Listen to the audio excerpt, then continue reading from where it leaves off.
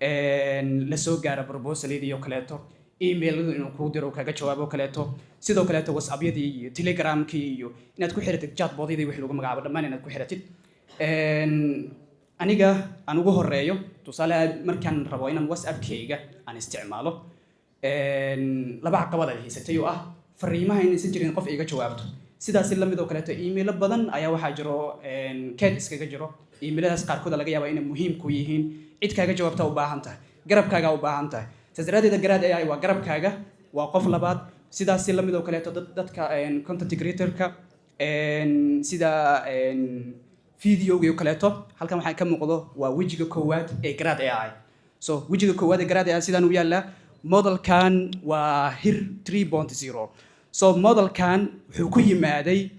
modeliskii aad taqaaneen sida shirkadda OpenAI modeladeedii oo kaleeto weliba kuwii ugu dambeeyay sidoo kaleeto shirkaddan Anthropic oo Claude ay leedahay oo kaleeto so modeliskii baan isku soo wada xirnay waxaynu ka soo saarnay model aad u muhiim ah kaasoo markaad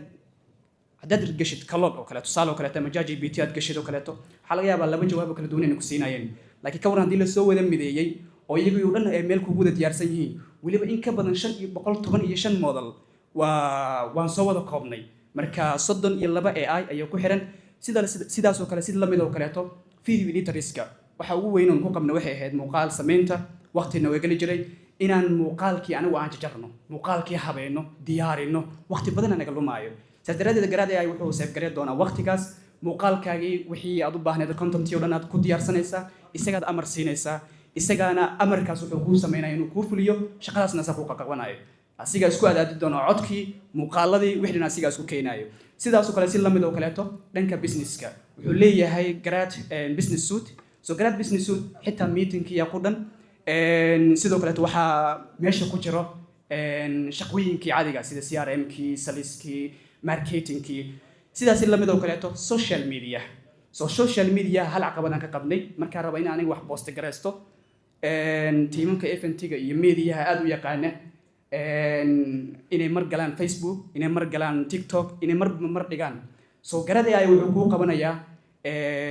from publishing waxa waaye inuu isagu content-igi iyo xogtii ku diyaariyo sidaas daraadeed inuu ku wada publish gareeyo hal mar ayuu wuxuu ku wada publish gareynayaa dhammaan social media marka waa waqti badan oo aad aan u soo gaabinay sidaas intaas in ka badan oo leeyahay automation ah garaad AI idinka insha Allah aad uga sii boga doontiin waxaan rabaa inaan intaas ku soo koobo live waaye si aad wax u gali kartiin garaad.ai waa uu soo gaabsan yahay xarafkaas soo meesha waxaan kaga muuqdo waa garaad.ai waxaan rajaynayaa in teamka screen-kana sidoo kaleeto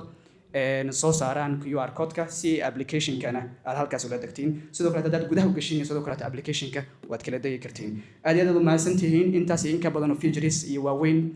idinkuna waad ku adkay doontiin labadii isbuucba waxaan ugu talagalnay in adeeg cusub oo tool cusub oo muhiim u ah shaqada iyo nolosha iyo waqtigeennaba inaan soo kordhino aad iyo aad u mahadsantihiin waqtigeena iyo qiimaha badan